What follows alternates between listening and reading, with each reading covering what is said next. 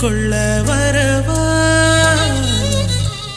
என் கூந்தல் தேவன் தூங்கும் பள்ளி அறையாரை மலர் சூடும் வயதில் என்னை மறந்து போவதுதான் முறையா? நினைக்காத நேரம் இல்லை காதல் ரதியே ரதியே, உன் பேரை சொன்னால் போதும் நின்று வழிவிடும் காதல் நதியே. என் சுவாசம் உன் மூச்சில், உன் வார்த்தை என் பேச்சில்.